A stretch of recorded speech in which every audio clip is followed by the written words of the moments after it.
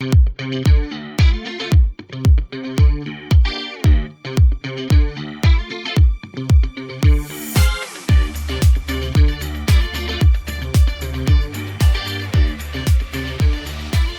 to the Hot Rod Hangout Podcast. Whoop whoop. I'm Matt. And I'm Ashley. On tonight's episode, we're going to sit down with Rod with Iron Horse Restorations. How's it going, man? It's going pretty good. It's another Saturday. It's in Florida, doing our thing. It's hot. It is hot out there. It did not cool off any. But hey, it's June in Florida, so what can we expect? So what originally got you into cars? As a child, my dad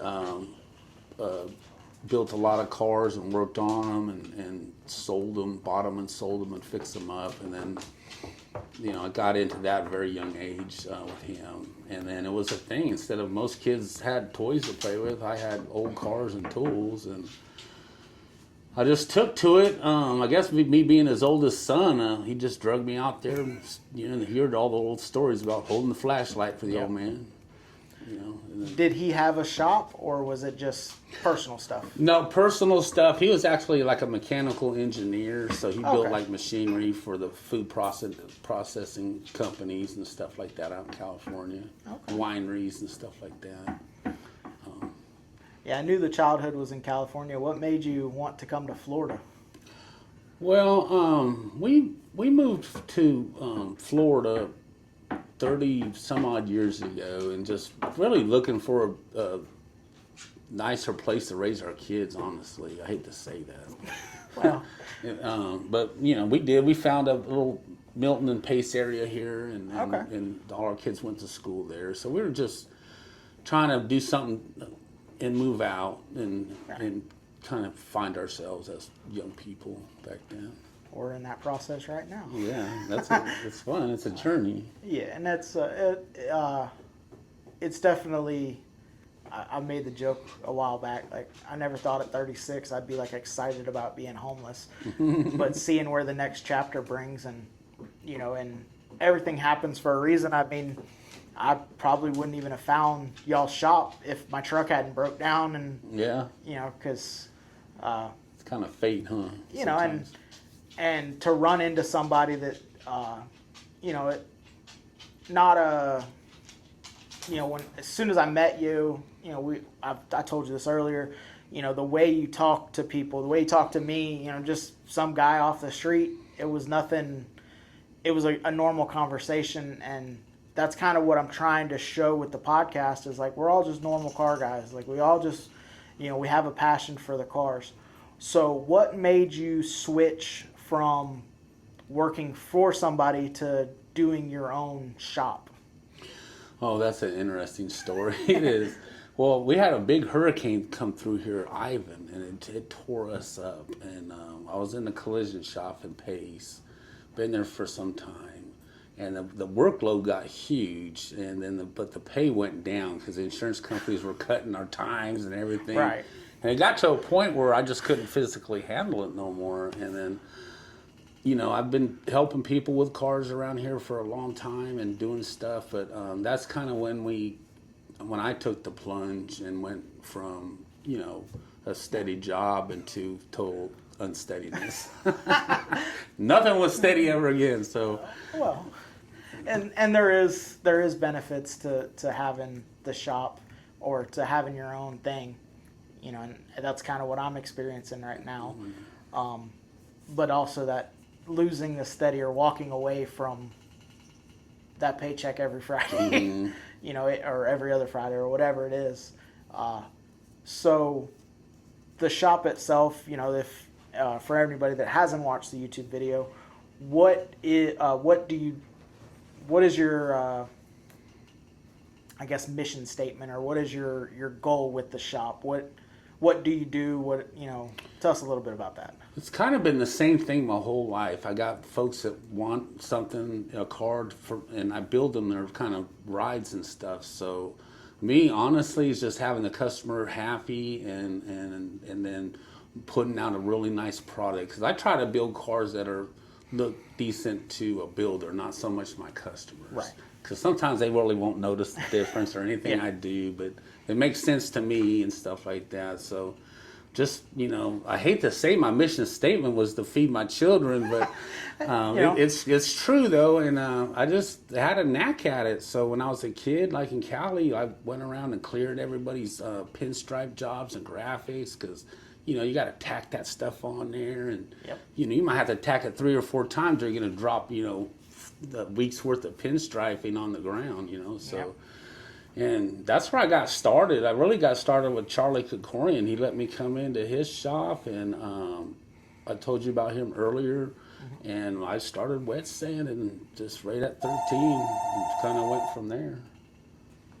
We mentioned a little bit before we started talking that your projects have kind of went on the back burner for shop cars. For sure. So what is the current projects that you got? I know you mentioned you had a couple. So. Mine? Yeah. I got a 37 Packard hot rod that I'm building. It's kind of a cross between maybe a little rat rodish or more, it's pretty nice, but it's a 37 Packard. It's got suicide doors on it.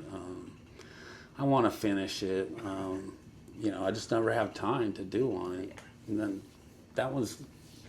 all the body work's done on that one. I just got to work on suspension and in the engine, and then I can probably get back into that one. But I stay so backed up, I just can't see me working on it until maybe whenever I get things kind of settled down where I can have some time to do that. And then I got a 73 CUDA that I'm putting in a Hellcat Red Eye in it, and it's going to be all performance. And for some reason, I want it to be kind of like a Dukes of Hazzard car, I don't want it real pretty. Right. But we got some really cool clay roads around here, and I want to get out there and mix it up a little bit, Okay. So that's what I'm doing with that one. So everybody thinks I'm crazy, but I just... Well, so like grungy hot rod type. Yeah, a little bit, but like a rally car. But that's what my CUDA, I want to do with my CUDA, because, these guys... It's fun around here doing that stuff. So we got a lot of logging roads and stuff like that around here. So there's some fun places to do it. Well, I know this one's probably going to be more interesting. Your answer to this is going to be more interesting than most people that we have coming from a shop owner perspective. But unlimited budget, what's the dream build? Oh God, I don't know. Unlimited budget. That's a good question. That's a hard one for me. I don't even know if I have any dreams anymore. For myself, oh God, I don't know. I love hot rods. I would love the unlimited budget, like me, a cool hot rod, something like the one that just... I love that hot rod that just won the award. You see that little blue one with the white interior, and that guy? I love stuff like that. So I'll be something close to that, because he nailed it on that one, because he had that old school vibe with it, and it wasn't too much, and I think he caught everybody off guard with that. Yeah, it was. It looked simple. There was a lot of cool stuff. But that's more my style of cars. I like the cars that, good for instance, that 55 that we took on the road trip. Mm-hmm. Without another 55 Crown Vic sitting next to it, you couldn't really tell what had been done to it. Yeah. But they took the V trim that's iconic for Crown Vics. They took the trim off and moved it to the interior. So the passenger door has that interior, or on the interior has that trim. Yeah. So looking through the window, it's missing on the outside of the car, but it's on the inside. That's cool. And the Ken with Bad Idea flake the roof or lace the roof and matched the color to it. Has what's that company? They're in Florida, and I just forgot their name. The knob people, the shift knob. They do shift knobs. They do door handles. They do knobs on dashes. Shame on me for forgetting them, but it'll come to you. They do custom, for shifters and door like if locks. You want to order something or be different and do stuff like that. The stacked, whether it's flake or whatever. They stack them up, and they're really awesome done. Well, he took and matched the blue for the lace to the interior of all the knobs and ran the same color scheme. So it's kind of like, okay, it's a nice looking car. And then you start digging into it and you're like, oh, but this is different. Or, it's unique. Louvered hoods, taking a hood and taking an inch out of the front to pancake it down to make that line just a little bit. It's not so outrageous that it's like immediately something's off. It's subtle. But somebody that knows the car is looking at it and they're kind of like, something's weird. I do that all the time. I'll try to modify something where it's not too way out of whack. And then, so and then you people go look at it and they're scratching their head like, what did he do to this? Something's different. You can't figure it out until you're, like I said, another car sitting next to it and you're like, oh. Because there was a C10 at the Ribs and Rhythm in Georgia. And I stared at the truck for probably about 30 minutes. I finally just walked up to the guy and was like, okay, what'd you do? And he's like, well, I took 3 inches out of the hood to bring it down, to match the fenders better. And then he did an extended cab. So he took the back half of another cab and spun it around and then cut the wall out to make an extended cab C10 and curve the door, instead of the doors being squared off, he curved the edges. And it was little subtle stuff like that. And till you got up on it, you're like, oh, okay, that's a truck that they didn't make. How'd you do that?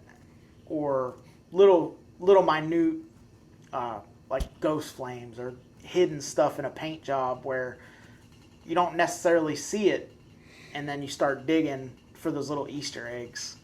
So I definitely admire that car specifically because looking at it from a picture aspect, you're like, okay, that's a really clean, hot rod, and then you get up and you're like, oh, okay. It's detailed. Yes, and that's always been the thing in details for unique cars and stuff. But yeah, I think if I did have an ultimate build, something to do. I don't know. I always had a thing for them old bubble rides and like the low riders and stuff like that too. So it'd be a hard one press for me to pick one or something. Well, that's what I said when Ashley did an interview with me, and she asked me all of my questions. Yeah. And she's like, "What's the germ?" I'm like, you got to give me an era. Yeah. If it's a 30s or 40s, I got that car. Yeah, because I got a favorite one on all of them. I got like stuff. It is. If I ever do get to do something like that, I'd love to do, I would put it like even in my Packard or something like that. Yeah. Yeah, because I got the original hood and everything for it. It's been chopped. We chopped it all down. And I didn't chop it like guys do nowadays where there's a slit in the window, but, I got 6 grandkids, so I try to pile them all in there. Yeah, you cut below the window and brought the whole window down, right? Yeah. We cut and brought the whole roof down. Yeah. And that's usually how a lot of those do. Like on the old jelly bean cars, I call them jelly bean cars. When you do a chop, you have to slide all that forward. Yep. So you kind of lay it down and then chop the nose off, and we weld it on there. It's sticking past the windshield a little bit. Yep. So there's a technique, but people don't want that stuff no more really that much. It seems like they want the simpler. I think it's in style though. Like the styles change. Like around here, back home in California, everybody wanted a lot of busy paint jobs and stuff. But then you come here to Florida, and nobody wants no busy paint job really. So you kind of set that aside.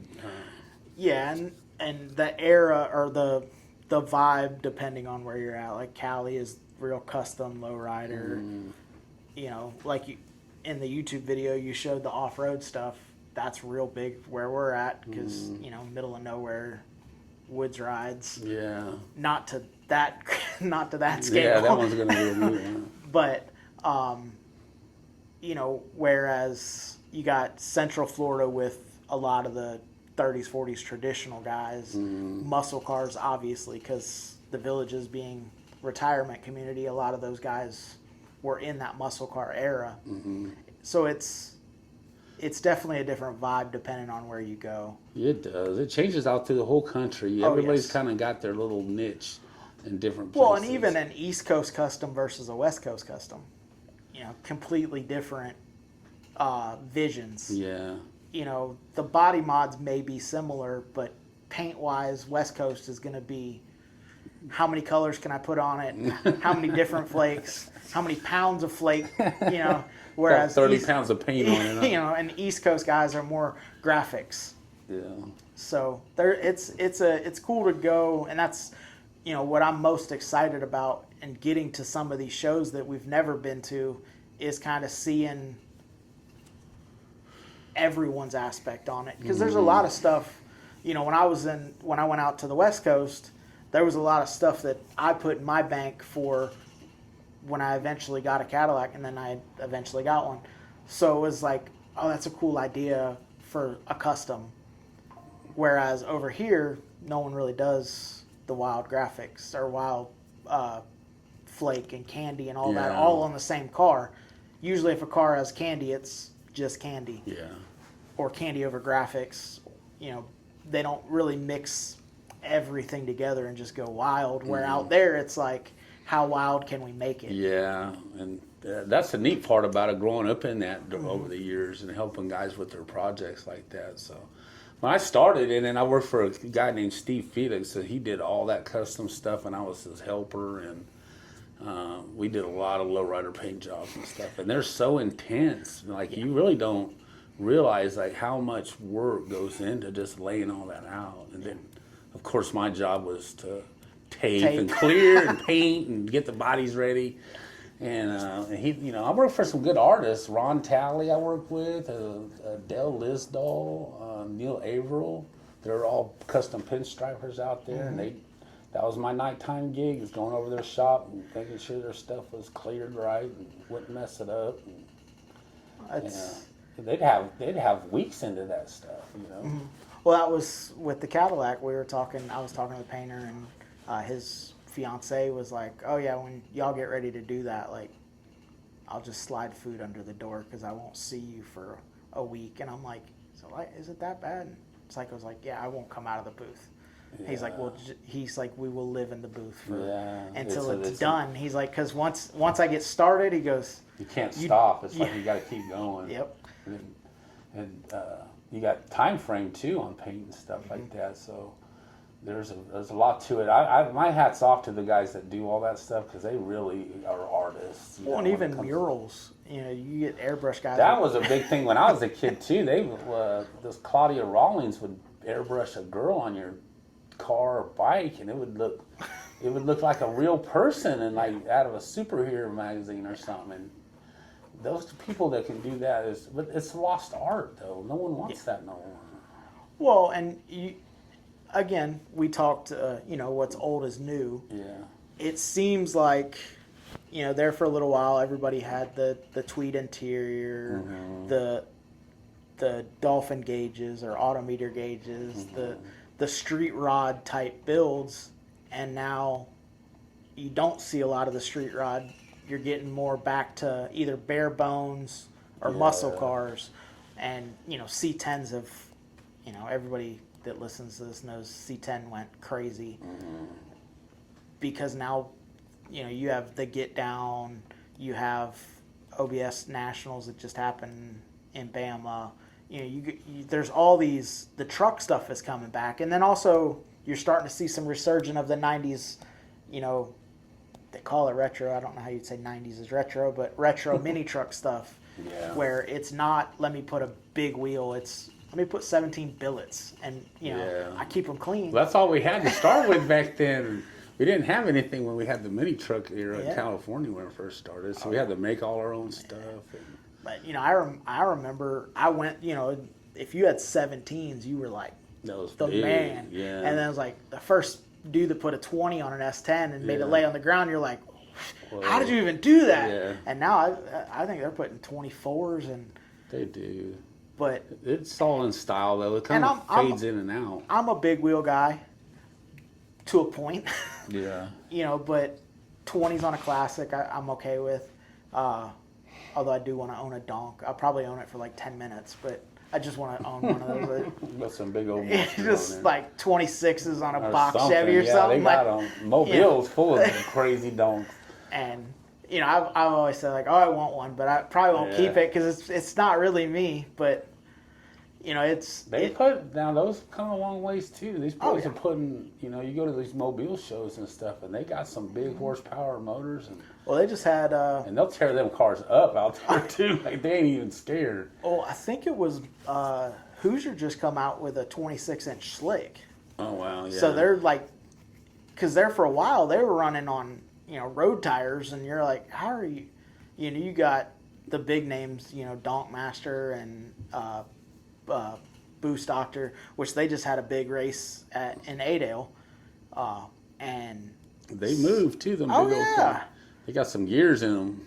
Them big old tires. They probably got some really good gears in them. and you also got, you know, but it's not a stripped down race car. No, Like they got speakers in the back, and they're having a good old time. It's a normal car, and they go out there and, you know, put 1,000 horsepower down on it.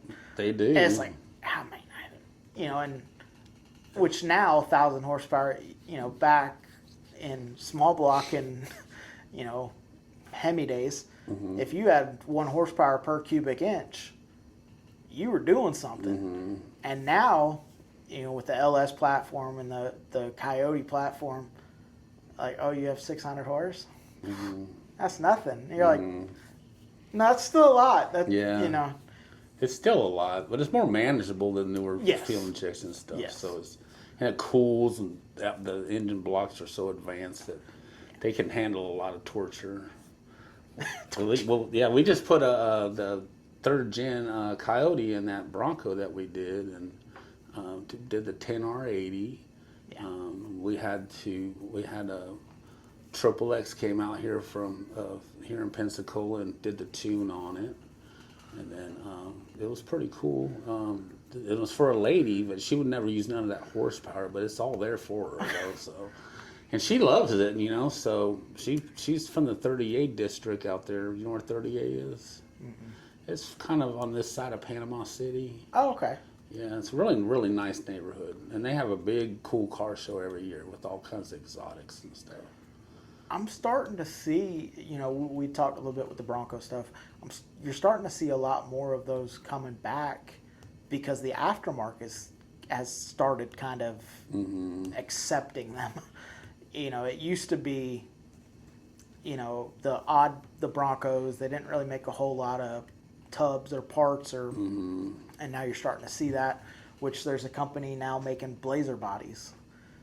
Yeah. You know, that was a big thing, you know, and K5s. K5s Yeah. and, you know, and, you know, C10, you call up LMC or... That's why I was a Brothers, Blazer guy back home. So I had Blazers all the time. I would love to find a 2-wheel drive Blazer or just a Blazer body that I could put on 2-wheel drive and drop it. Yeah. We built one here like 20 years ago. My friend Slim, and we used to work at West Florida painting body, and we chopped one up and did it. And it was like, you know, it didn't have no top. It was just a roadster. Yeah.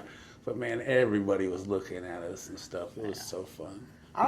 And I guess it's just because they didn't make a whole lot of them, so you Yeah. don't see a whole lot of them on the ground. They're popular now. Now they're starting to pop back up. All the SUVs or the little off-road Yeah. things is the main thing that people are calling about now. I think as you go through fads and through the business for so many years, like I think I got like whenever 1982 was when I first started or something, like, you know, we've gone through the old pre-war cars, and then we went to the Tri-5 era, and then we went through, you know, the Roadster or Hot Rod with all the graphics, the ZZ Top look, you know, and then it keeps changing. So it's always going to change. So, and now the big thing is that everybody wants is like a Land Rover with an engine swap, or they want to do a Bronco, or they want to do some kind of SUV, kind of older ones and stuff. I think it's the new fad for folks to... Yeah, and also you're seeing in even classic car stuff with the LS or Coyote swaps, because people are actually building the cars to kind of take away from, you know, and I know I get shit for saying it, but, you know, the appeal of old cars for us is, or for me and Ashley anyway, is, you know, that rattle, that rumble, that you could hear it, where the Cadillac, I went the opposite direction. It's got an LS and a 4L60 in it because it's fixing to go to California next year. And I want to be able to pull over at an advance and go, hey, I need a fuel filter, or hey, I need a this, or a coil pack, or, you know. And you probably won't need none of that because it's LS platforms. You're right. Once you got it all hooked up and everything's working, then you don't have to fight with But it. I can get it, you know, it's, you know, and I get small blocks are still common. You can still get stuff like that. Yeah. But, But if it's old Nailhead or an old Hemi or something. for a then- 390 Cadillac, Yeah. you know, you pull up through, you know, Milton, Florida, and go, hey, I need a whatever for a 390. They're gonna look at you like, yeah, I could get it to you second Tuesday of next week. Now, if your performance with the LTs and the LS motors and all that stuff, you can't beat it. There's no beating it. But for sound and stuff, like the 390s got their own sound. The Mopar had their own sound. Pontiac, like we just done a Pontiac motor for a customer, and we took a 400 and I brought the 498 stroker kit, and we've hooked it all up and had the machine shop cut everything out and stuff like that for it, and put a big cam in it, and it sounds old school. Just like That was the biggest. You know, you get a lot of Rumble. old school hot rod guys. Yeah. That, oh my God, you can't make an LS sound good. Yeah, you can. I'll show you a clip after we get off here. They are, LS sound, yeah. Because there for a little while you couldn't. I mean, you pretty much no exhaust would make it rumble, and you know you'd have to, for lack of a better way to say it, you'd have to fuck tune up to make it cam. Yeah. You know, they didn't make a cam that would, you know, kind of have that chop. And now, because people asked for it, it's coming around. Like, I got a Truck Norris cam in the 4.8 that's in the LS. Granted, it's open header right now, but when it fires up, it makes a statement. But you have the reliability that comes along with being able to get in, hit the key, and know it's going to start. Reliability, you know, no one. You can see the price of cars when they got a modern day swap in it. That the price jumps up so much, and it's just people want to drive without the hassle, and that's why everybody did the big LS or the Coyote thing or the Hellcat thing, because everybody wants that new. And it makes sense though. Like, do you really want to go somewhere and have to worry about having, you know, like the problems you told me when you guys went to? Yeah, you know, you're adjusting a carburetor for altitude. Yeah. Or exhaust, you know, Overheating. We ended up, one of the stops was at Ken's brother's house, and we ended up welding extensions onto the exhaust to get it out from underneath the car, because it was bouncing under the car and hitting the trailer and coming back inside, you know, through the trunk. You're trying to kill yourself. Yeah. So, carbon monoxide poisoning. We ended up extending the exhaust out and then just laid the car out to That'll get you self-clearance. too. If you've ever been in that situation, you're like, open the window, get Oh me yeah, out of this there car. was a couple times like, you good? Yeah, I'm good. All right, you good? Yeah. It always comes in from the back though. Yeah, it was through. It was coming right through I the failed trunk. physics because I was like, why is this coming up from the back end of the car? Yeah, and you know, we put the exhaust, extended the exhaust out, laid the car out. Yeah, got it away from It kind of the- sandwiched the pipe under the frame and self-clearanced it. And That's always, we're good to go. loving some self-clearance thing. That comes from the mini truck era. We didn't have no parts to work with. We just take our springs all the way out. Yeah. We had 2x4s in there for stops in there back in the old days. Yeah. And we did stuff like that. But nowadays, I love that everything's kind of came around into its own little like genre. Like you got the mini truck kids, or people love that stuff. And some of these guys that are my age still doing mini trucks and stuff. well, and also we talked a little bit the first day I was here, and we're all doing the same stuff. Mm-hmm. You know, a mini truck guy swaps an LS, Yeah. which some of the classic car guys are now swapping LSs too. But you know, we're doing motor swaps, we're painting, we're doing body mods. You know, shaving door handles, chopping, C-notch, channeling stuff. channel versus body drop. It's the Yeah. same thing, but Just a different name. Just a different name. Yeah.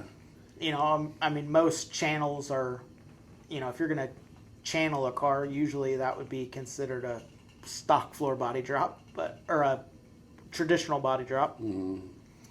But you know, you got in Zach Parks with Wired Customs, when he channels a Model A, he actually shoves the frame out and drops the floor back down to get headroom out of it because he's a tall joker. Okay. So 6-foot dude fitting in a chopped Model A doesn't Yeah. usually work. Yeah, so he gives himself So, some headroom. so he, That's he neat. just channels up, so kind of a stock floor body Yeah. drop, and there's ways about, and seeing some of the engineering or some of the creative ways that people are getting stuff done, it's refreshing because there's not necessarily one way to get to what you want. There's 1,000 ways to skin a cat. Mm-hmm. So for somebody to come to you and tell you, hey, this is what I want, well, now it's on y'all to figure out the best cost-effective, time-wise, to get that job Got to done. get your game plan down. And stick with it. Because a lot of times, the backtracking, like we talked about in the video, of stopping and then restarting. Yeah. Well, now you got to go back a couple steps to figure out exactly where you got to.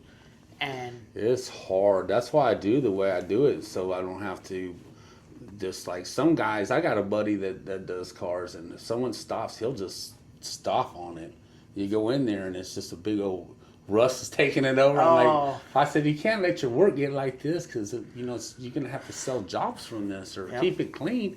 And the work is fabulous. He just, when he puts the brakes on something, he just puts the stoppers on it.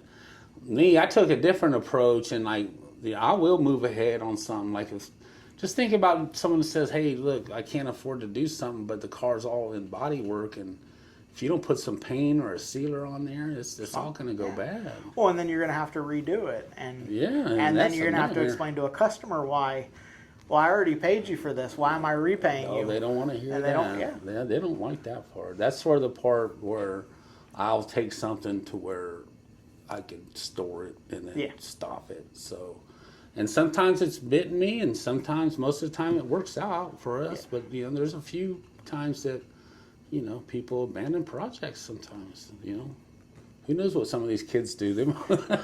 And hopefully, if it is an abandoned project, hopefully you can get the money that is owed back from, the project itself by other means.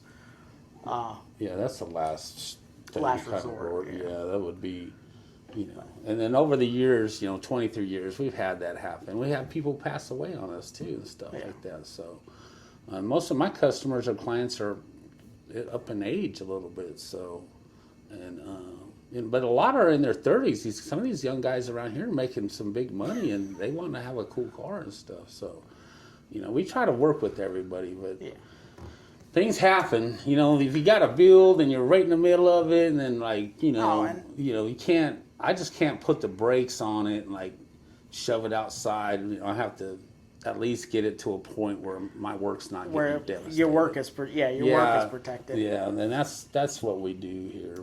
We try to do that. And we stop and start on a lot of jobs too for people. Yeah. I told you about the one guy with the Corvette, I've been working on that for a long time, but he's just got so much. So he's a realtor here, but he's got a budget, and I work with them, and we've been doing that for this car's been here maybe 8 years or something, and we, I don't like to do it like that, but I get ahead of him, and then I stay ahead of him, so my work's not getting trashed, So we do stuff like that. It might not make business sense all the time, but most of the time, if you gamble a little bit, and they'll come back for a payoff. They'll get to finish it. So, what is a show or event that you make every year? Not very many anymore. No, I got a little sick and had some health issues, so I haven't been to very many shows in the last 5 years. Scraping the Coast, I used to love that show. And then Cruising the Coast, we make that one. Used to make that one every year. Panama, I had, Thunder Beach or something like that. So we made that one a lot. And when I was younger, I hit all the shows up all the time. I was pretty regular. We had a setup for it, and we got out. But I think at some point in time where I guess my name got out there to where I didn't have to go chase jobs down no more. Right. And they come to you. And then maybe when you get enough vehicles out there at shows that people see them and they see the date, when they were done, and they still look good, that people come hunt you down a little bit. But I do want to get back into it and start hitting shows up a little bit. But it's important, like we talked a little bit before, it's important to also go to shows as a car guy. Not necessarily a shop owner. Oh, because we, when our first year for our first show, we were trying to, it was the last couple months, and we were trying to push and get it out. Like, hey, we're doing the show at Don Garlett's. Like, I need y'all to come out. And we went to 23 shows in 8 weekends, and just trying to talk to everybody. Yeah. And Turkey Rod Run is one of our shows that we go to every year. And Ashley comes and she's like, I don't even want to go. And I'm like, well, this is a show that I need you at. Like, it's 4 days. Like, and she's like, I'm just tired. Yeah. And we ended up having to sit down and talk. Like, okay, we're not going to Turkey Rod Run as the podcast or show promoter. We're gonna go and we're gonna enjoy the show. The whole reason we did this was to meet people and talk. I wanted, the podcast. It's no secret. I started the podcast to be able to get to shows that I'd never been to. Yeah.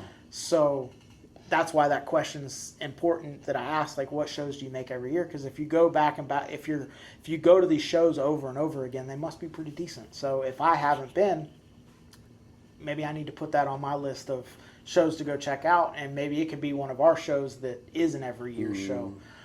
But also, it's important to get out and get back in touch with why you go to shows. Yeah. The car guy or the car girl, car family.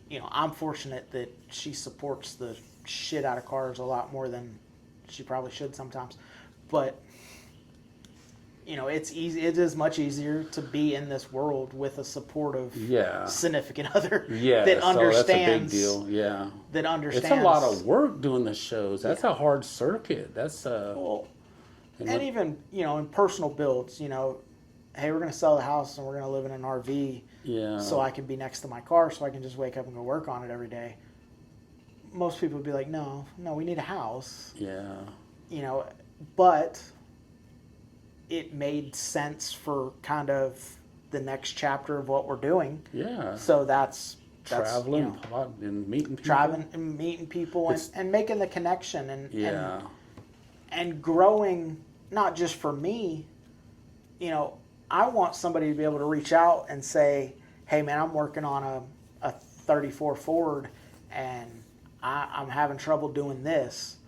Well, I don't know that, but I can reach out to Zach Parks that's what he does and go, hey man, or Randy Jackson or any of the guys that are in our little network.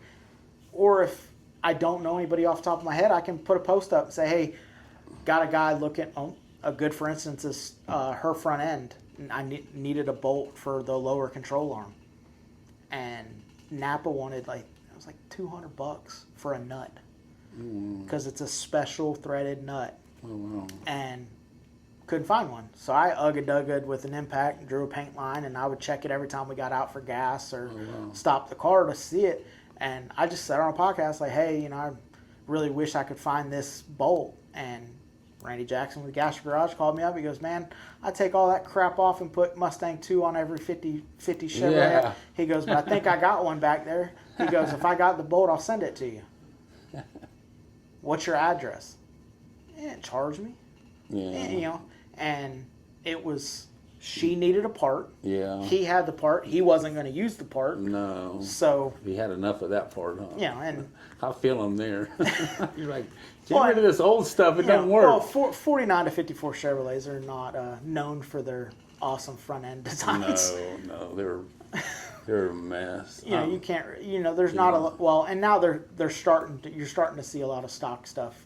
Coilover conversions or air ride suspension. Struts are coming in big now. Yeah, but when we originally started, because the plan for that car was for it to sit on the ground, and I started looking, and I'm like, man, I either got to switch to a Mustang 2, or I got to front clip it with an S10 or something. I got to get a better suspension because there's really no easy or cost-effective way to do anything with that stock front suspension, which Chad with Lucky Tramp, his car stock suspension that's on bag, so obviously you can do it. But he's also owns a shop, fabricator. He had the ability to R&D it himself and know what was going to work. So there's a lot of that going on, and we just want to try to make it where everyone has a network. Yeah. You know, I might not have the answer, or I might not have the part, I might not have the ability, but maybe one of the listeners or watchers go, hey, well, I know exactly what he's going through, or I'm planning to do this. Yeah. You know, I'm planning to shop a Model A. Okay, well, I can get you in contact with somebody that does that on a daily basis, and they can tell you, hey, The do's and don'ts. you know, the mail slot window looks cool, but it's very ineffective. Yeah. So instead of taking 4 inches out of the window, take 2 inches out of the window and take 2 inches and drop the whole window down into the body of the car. Oh yeah. And now you get, you Yeah. get more vision, You still got a chop. and you still got a little bit of a chop, Yeah. but it doesn't drastically change. You know, you can, I mean, It's a subtle change. right, and it's not, because at the end of the day, I mean, and there's also builds that you build it for a car show. Yeah. Then there's builds that you build it to drive. And yes, there are people that do both, but in everything, usually the goal that you set for the car is kind of what it's best at. So there's there's a lot of cars you go to at the bigger shows, Good Guy, Riddler, or Detroit. Autorama, Motorama, Grand National. Those are beautiful show cars, Yeah. but I wouldn't want to get in it and drive it more than like to Half the of those trailer. cars don't even have oil in them. You know, and When we built cars like that for shows back in the early days, they wouldn't even run them. Right. They didn't want their pipes turned blue or Yep. nothing on it. So they were just so like you know, it's a different mission. true show car, you know? Yeah, and so you also have to think about that when you're building a car. You know, Yeah. I hate to say it, but you can make a car too nice. Yeah. And then you get to I don't want to take it out because what if it gets a ding or what? It's rainy today. Yeah, you know. And It's a trailer queen. You know, everybody's got different things. You know, they want different stuff. Some of these guys love piling their cars in a Yep. trailer, go to these shows and sit around, talk all day. And I think that's the main thing when yeah, you If just you have go- to yeah. have to know what the mission or what the goal of the car is or Yeah. what you want out of it. I've said it numerous times. There's guys that will build an amber car. It wins amber. They put it in their garage or their living room, and that's how they enjoy the car. Is they flip the light switch on and go, "Oh, she's pretty," and then they go back in and watch foosball or whatever on television. You know, and Well, that's I was like, what is foosball? Someone was trying to tell me. I was like, what? you know they go watch. You know the you know, we're not sports people. I don't really pay attention to who got a home run at their last basketball game or anything like that. But, you know, you can, with their football bats, you know, and then there's guys that they don't want the shiny paint because they want to be able to, you know, they're going to drive it to Walmart and they don't want to park at the end of the parking lot. They want to park up next to normal people, and they're okay with that door ding or a cart going rogue, or so they're just to drive the car. It's just a normal everyday car. And then there's the guys that kind of blend the difference and understand that you can have a nice car, but it doesn't have to be so nice that you're scared to drive it. Yeah, that happy medium. You know, and so it just, for anyone out there that's building a car or wanting to get a car, understand what you want to do with the car and buy or build something that fits that criteria. You know, because again, it is however you want to enjoy the car, and it doesn't matter if I don't like it, as long as you like it. That's my feeling when I do cars for folks, because you could build a really cool car and they put some Kragers on it. But they love their Kragers, right? You're not going to order, oh, no, sir, they look good. Yep. You just, that's where, you have to be flexible. I keep talking about flexibility to finish cars and so many, you probably know that there's probably so many cars that get started but never finished. And then, and that's not our goal here. We're here to, like, my job's not done until the tail lights hit the fence post, and the customers waving. Yeah. They got a big old cheesy grin on their face, and that's when I, find, my job is done. That. Well, and also a lot of, and I'm not making a dig, but your generation, when y'all were building cars in your 20s, y'all had 4 rim choices. Yes. You could either put it on Keystones, Kragers, or Steels. That was pretty much the options. Yeah. And now, we were in the wires back then. Remember, yeah, we had wires. McLean's There and was two wires. spokes and that stuff. Right. There was wire. I we didn't forgot have California wires. Yeah, we had the wires, man. But, now, you could start looking at wheels right now, Ugh. and I could talk to you next month, and you'd still be looking at wheels. Yeah. And It's crazy. With custom wheels. cut billets. And Oh, yeah, we do a lot of that. So we use a lot of Forge Line. They've been good to us with stuff, a lot of cool builds. We got a little tire tool that we get the tire you want to fit underneath there, and we get the exact back spacing. It makes such a big difference. I don't like tires, this far from the end of, I want everything so close that, it's not scrubbing, but it looks like it's going to scrub. And that's a look now. So we push tires out about as far as you can get them, and we do that in the bodywork stage. So we might have to roll some fenders or roll stuff. And that's just the look that it is now. Everybody wants that kind of tucked in, I guess, or at least my customers do. yeah. You want I like, and that's kind of why I like the bigger rim, is because it looks like it fills a wheel well a little bit better. But my car went, and I put the 15-inch hubcaps on it. And as I was looking across, I'm like, it don't look that bad, because it's got big wide white walls, and I'm like, it fits. But also, that car being on air and never going to be riding high, the front tires are a little sucked in, so I can turn. Yeah. Because I don't want to have to.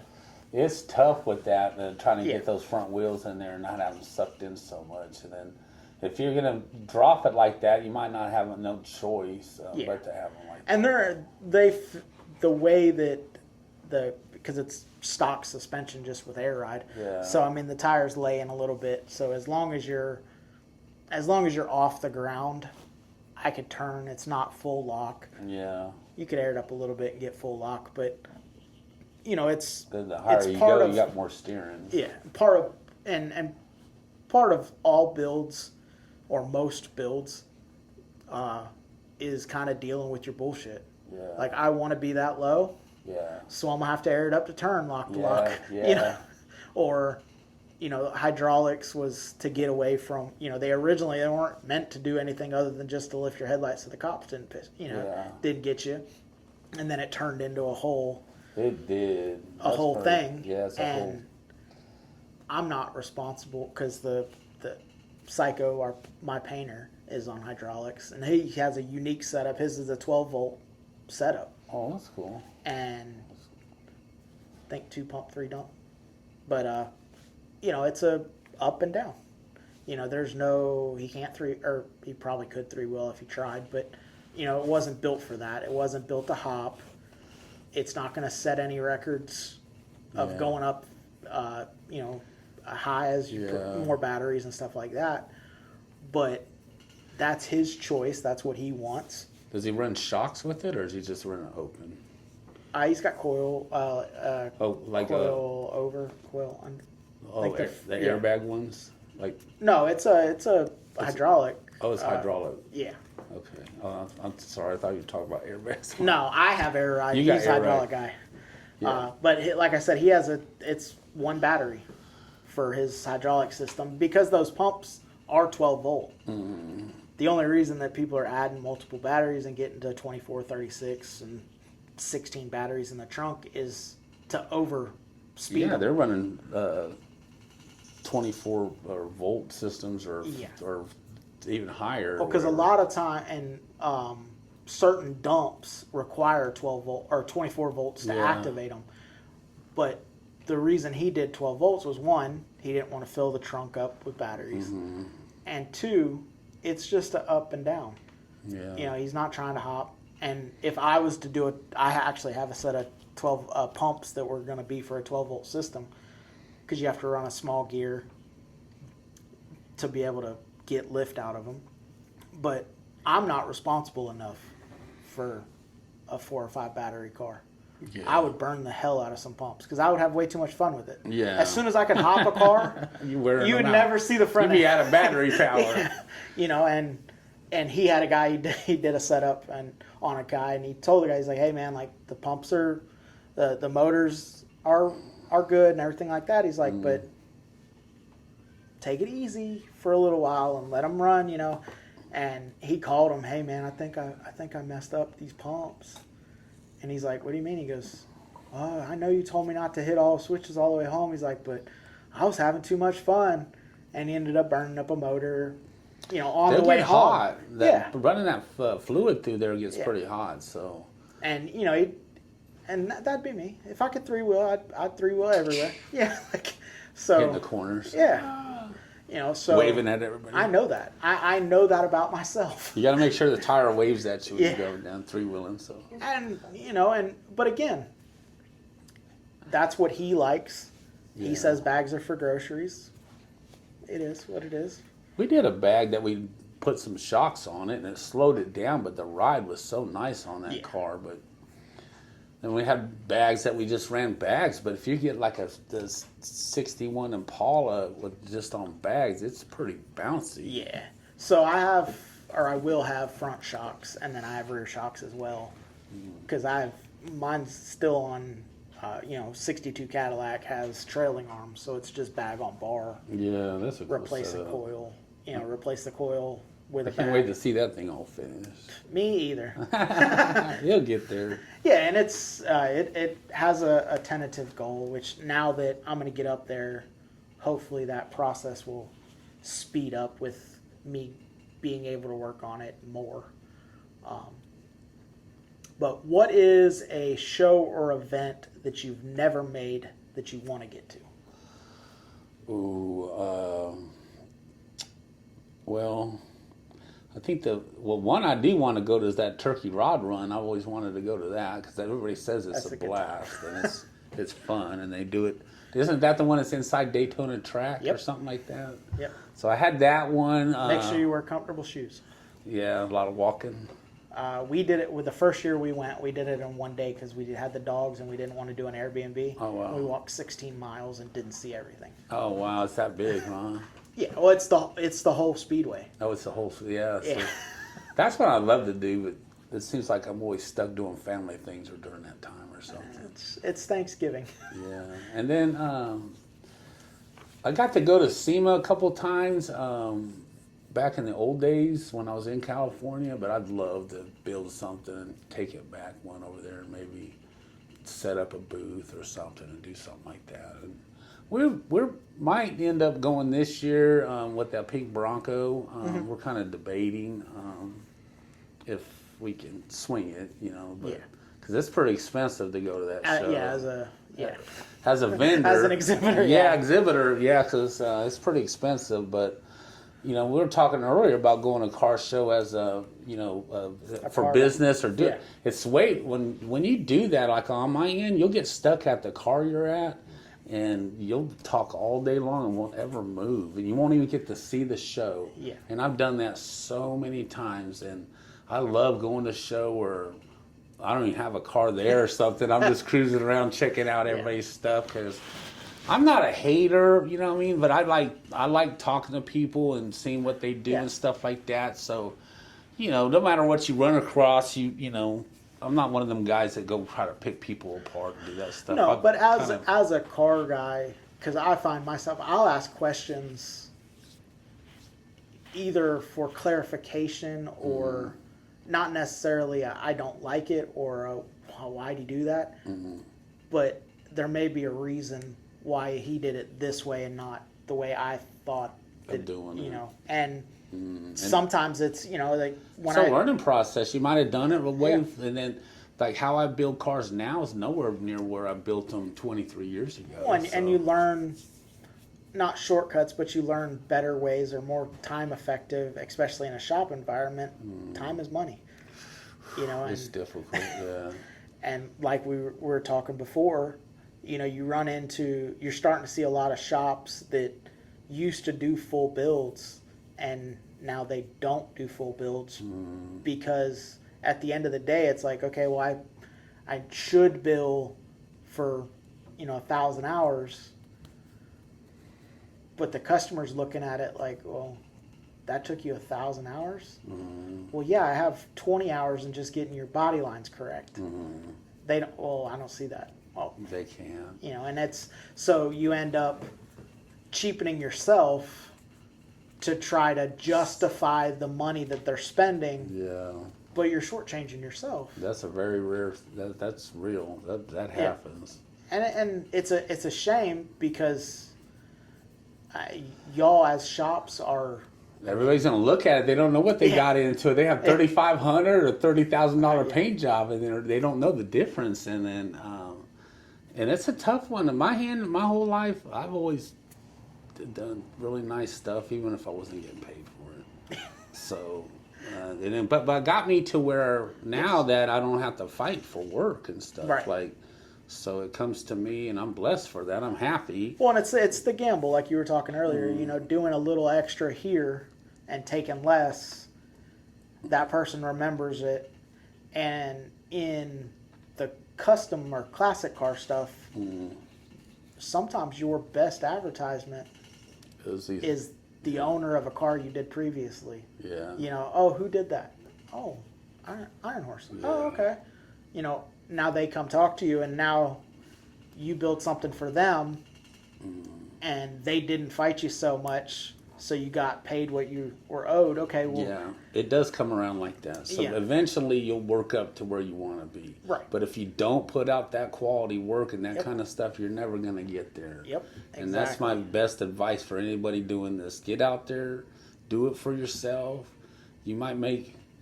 My first paint job in the shop when I first opened it was like $4,500, and this area was hard to get anything more than $6,500 or something. That was like insane money back then, and then we were, you know, you got to put yourself where you want to be, and if you don't sacrifice that in the beginning to show people that you're capable of that, they're never going to see it. You know, so that was my philosophy on that. And it was Well, like, and we hear that a lot with shop owners of, you know, that one guy that gave them a shot.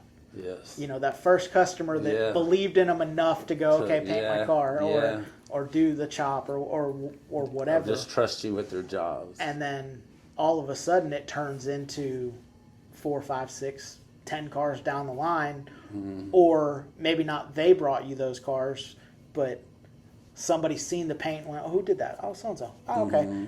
And, you know, word of mouth, and, you know, fortunately, everything that rolls out that shop door that clears the gate is a rolling billboard. And you got your name on it, and so people don't understand that. So And it's a double-edged sword. yeah, it's a double-edged sword because it hurts when you're got to give out that free time and then to Yep. get the job finished Well, or do something. But if you know, you tell somebody something and they don't necessarily get what you were or what they were promised, that also at a gas station, oh man, that's a beautiful car. Oh yeah, I guess. Well, who did it? Oh, so and so. Yeah. Oh, okay. Well, now I know That's I a don't good need point. to take my car over there because, you know, this guy. And sometimes it's not what you say; it's how they say it. You know, oh, he's all right. Yeah. You know, well, was he's all right with a smile, or was he all right with a, yeah, well, I guess it's, it's here. The biggest thing I think what generates that is the time frame you Yes. have a job. So if you break past a certain time frame, then the customers antsy and it drags it out too long.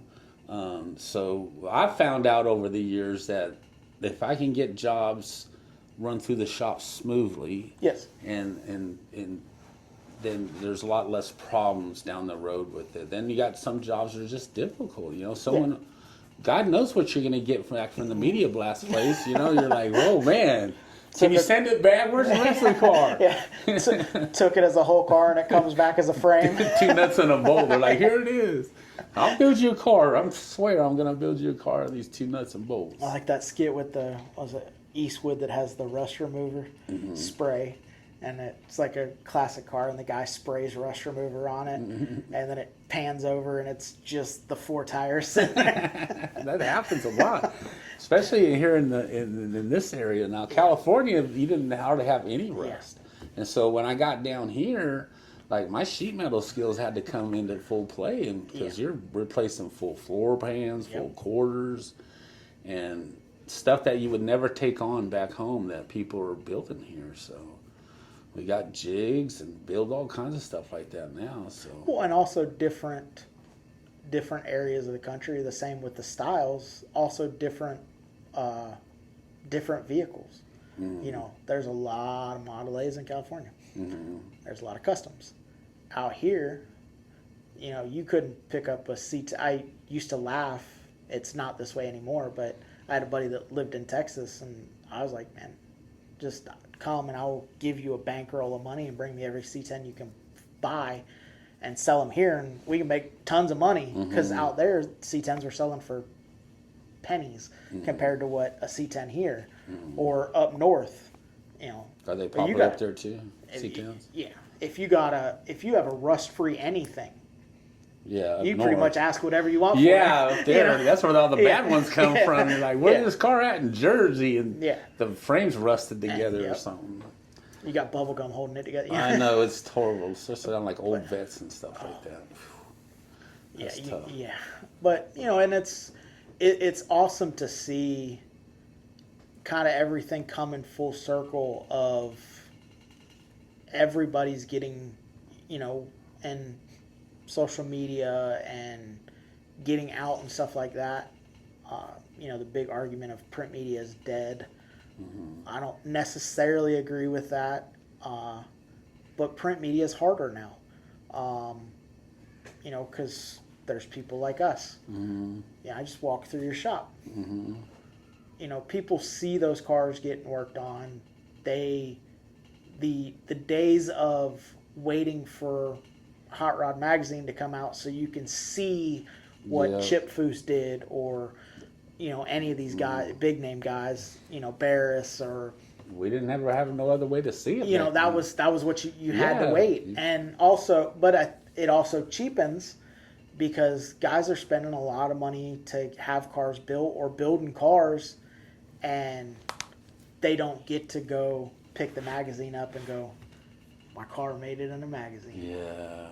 And it's That so was a big hard. deal back then. Yeah, I mean, I remember, like, when I had a C10, it went to a show, and like I was flipping through street trucks, and it was not the picture they were taking, but if you looked really, really hard, you could see my truck in the background. I'm like, oh, my truck, you know. And that was a big deal. And it's a huge deal.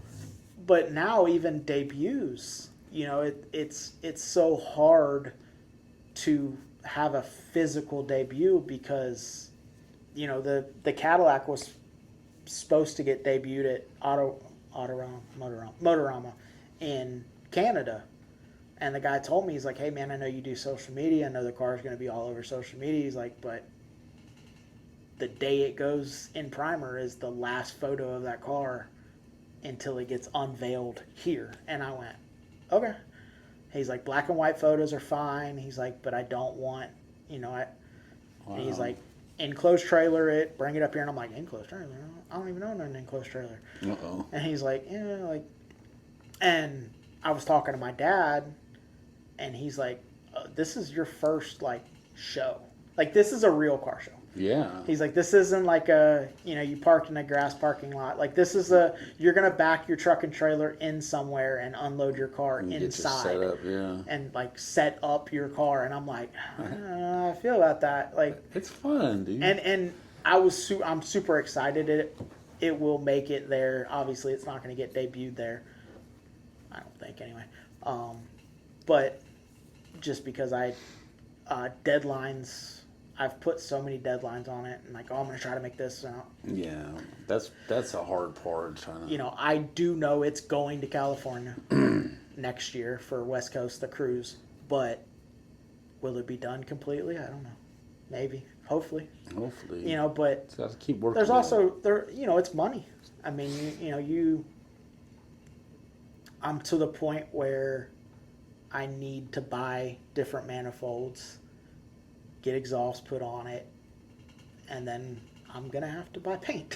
And paint's not cheap. No, it's gone up so bad. Fortunately, we work something out for the actual physical labor of painting, but it's still money. And trying to come up with parts money, trying to come up with, money for that or time, or there's so many different aspects, and I beat my head when I had the Model A. Oh, it's going to be for Turkey. Oh, it's going to be for... And I just kept pushing it, and eventually it was like, no, I can't. It's not physically... It's not in the cards. So let's not put that hard of a deadline on it and call it a hope. I hope it's done for the California trip. It'd be really cool for 62 Caddy and a 62 Lincoln that are both custom painted by the same guy to cruise across the country. Like the posse. And, I hope that we get a bunch of people to go on that trip with us. I know Hometown Hot Rodders meeting us in Texas, and Ken Sainer, they're actually coming down and staying longer, so they won't meet us en route, but they'll meet us there. So May of 2027, we'll be rolling out from Adel, Georgia, up to Mississippi, over to Oklahoma, Arizona, New Mexico, into Bakersfield, pick up anybody that didn't do the road trip but flew in, and then into Santa Maria and hang out for 3 days and then storm back home. But more details to follow on that on the podcast, because we're still ironing out that to try to figure it out. I think Ashley's going to follow us in whatever camping device we have, so the dogs can go and she can go and she don't have FOMO. You miss your dogs when you go on trips. That's how he is. Look at him. He's horrible. Look at him. He ain't said a word this whole day. Well, and it's hard with the two dogs, like, for us to go away. Yeah. Because you either got to take them with us, or you got to find somebody. You got to board them, or when we lived at the old house, if it was just a weekend trip up to Georgia, I could have my mom and dad go let the dogs out. Yeah. But then they're by themselves all weekend, and you feel bad. On Turkey Rod Run, we'd load them up, which the one ride's fine, the other one, normal cars are too quiet. He gets anxious and anything that isn't loud. So He likes the loud guard. Oh yeah, he hopped on the Harley. He'll mow the grass with me. Oh, that is funny. I took him to work in her car one day by accident. He hopped behind the seat and He was just out there cruising. He was just. I went back into the parking spot and I looked back and I'm like, oh shit, I guess I'm going home to take you home. And it's the noise, and new cars don't have that rumble or that noise. So that's part of why we haven't got to travel a whole lot. But that'll change because now our house is going to get to come with us. Yeah, and you guys get around and hit all these shows up, and then, I think once you start that show scene like we used to do when I was younger, and we stayed with it for years, that was the way to do it. And then it kind of it gets easier as you go. You get set up and you go places, and it gets a little easier. You meet a lot of friends. And also, you got the you go to some of these shows, and I say it all the time, is,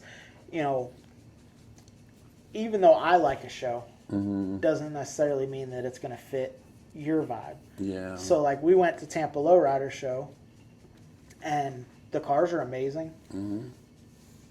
But unless we're in Tampa for when it's going on, Yeah. it's not something I'm going to travel for. Yeah. Just wasn't our show. But we know Turkey Rod Run, and we're gonna go. I know a lot of people going there like trying to drag me there all these years. I'm like, I'm always so busy, but I think pretty soon we're gonna things settle down a little bit. I'm gonna start eat turkey going instead of turkey dinner. Eat turkey lunch, turkey lunch, and then head head to Daytona because head it's to- Wednesday, Thursday, Friday, Saturday, Sunday. yeah. So we have turkey dinner at Cracker Barrel Thursday night. There you go. But there's now you're starting. The Bad Apple does a rat rod show at the Iron Horse Saloon. Oh wow. You have Turkey Nights, which is in the front of the Speedway. Okay. There was a Pro Street show at So it's kind Destination of like Bike Daytona. Week a little bit. Yeah, and there's stuff going on. I've been down there for Bike Week a little bit. Yeah, so the People They just do- cruising from bar to bar. you got cruisins to bars. You got cruise. The Turkey Nights. Like I said, it's right there on International Drive. Yeah. And they always got stuff going on. It's more just like a little cruise in. Mm. But then you get, as long as everybody is being stupid safely, the cops don't bother you too much. So you'll get a little bit of burnouts, or Yeah. a car that drags will come by dragging. Still looking for footage of a 62 lime green Lincoln Continental that drug in front last year. Everybody took video of it. No videos have popped up though. But you got Iron Horse that does the Rat Rod show. Ross, well, it's not Ross Myers anymore, but old Destination Daytona. Harley did a Pro Street show. So you're starting to see some of the other businesses kind of adapting shows while it's going on. So there's always something to see. And then of course, That makes it fun though. you got Daytona. That's Yeah. giant car corral show ish, but it's more just a parking lot. Like you just park your car and swap meet, Yeah, they got a big swap meet too. big swap meet. Club parking. So you run into guys that you don't necessarily run into all the time, because people are traveling for it, which is it's not just Florida people. So Model A Mafia guys come out of South Carolina, come down and hang out. Cadillac Kings from all over. Yeah. Suicide Slabs a little bit. Stuff like that. It's a great show, and you're in Daytona. So, like, you can justify it to a significant other, like, hey, baby, it's the beach. Hey, we can go to the beach. They still let you drive on the beach? Sections, yeah. Sections of it? Yeah. That'd be neat. But I mean, California still lets you drive on Pismo. yep, I grew that's up the in only that one. beach. Yeah, Pismo. I grew up around there. Although they have made it now that the car has to be present to get the tickets, because they only sell a certain amount of tickets. Oh, really? So, To get on the beach? yeah. Yeah. We used So- to have sand drags out there all the time. So we had, the year we went, they sent me in a normal car, and I went to just go buy the tickets for all of the cool cars to go on the beach. And I got there, and he's like, I can give you one.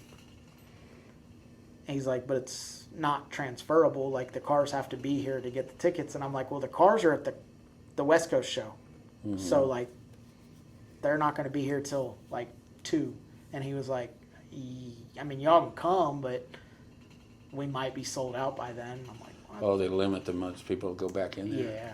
We used to took our sand rails and our dirt bikes back in there and go ride all the time. Yeah, so, Back in the old days. That's back in the early 80s. 70s probably that was too. back We where used to they go- didn't. That was back when they had less care. There'd be 10,000 campers on that thing with sand rails and dune buggies and all kinds of stuff. And we'd all set up on these hills or these hills and then do drag racing hill climbs and stuff like that. So It was a big thing. You could actually see the glow out in the middle of the dunes out there where everybody was hanging out. Well, that was so one of the guys that lives close to us now is from out in California, Scotto, and Ken Sainer, the guy that I went on the road trip with. It was funny. They met each other on Pismo Beach. Mm-hmm. Ken had just pulled down there, and the Pastime Car Club was having their little hangout. Yeah. And he got to talking to them, and and so we had went to a garage hangout, and me and Scott were talking, and I was like, yeah, we got to get home, we got to record an episode, I got a guy coming to the house, and he's like, oh, who's coming? And I said, well, Ken Sainer. He's like, bad idea? And I was like, yeah. He goes, oh, I know him. He's like, do you mind if I come to the house? I'm like, no, come on. So like running into each other like 8-10 years later, but that's the good thing with social media is you can connect with people and stay connected. It's really different now. I always joke, like, I got a lot of friends that I've never physically met, because whether it's over the podcast or running into, you're scrolling and you see somebody that's got a cool car and, now it's all at your fingertips. You can see everybody's doing everything. And back in the day, you had to go to the car show or see them or run into them somewhere. Well, and you can kind of coordinate. Hey, are y'all going to Scraping this year? Yeah. Okay, we'll see you there, or we're going, or, anywhere. It's cool, but you kind of lose that whole reveal. Yeah, you do. And have you ever heard of Blackie DeGean's Autorama? Back in the old days, it was an old Autorama that was in California. This Blackie DeGean. Well, he had an Autorama that traveled over the West Coast, and I think he did some. It was back in the 70s and 80s and stuff, and they had all those Batmobiles and all those hot rods that were... That was a few years prior to me. Yeah, it was fun though. But then they'd have the reveals there and stuff. Like you'd see the cars and they'd be up on displays and rotisseries and all kinds of cool stuff. It was a big shock thing because you never seen nothing like that before. Well, and also it's really easy to find, and again, double-edged sword, you say you're going to a show, now everybody knows you're going.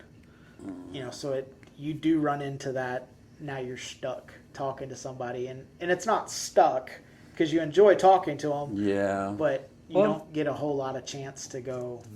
Look, that's what I was telling you earlier. Like if I go to a show and I got cars set up, I'm stuck by them all the time. And sometimes I just want to go to a show and just check everybody out and talk to people because 9 times out of 10, any show I do, I'm stuck there all day. Like the last show we did at in the 30A, I was 8 hours and stand in front of that Bronco, and we're parked next to Bugattis and all these wildest exotic cars. No one even wanted nothing to do with them. They just wanted to see the pink Bronco.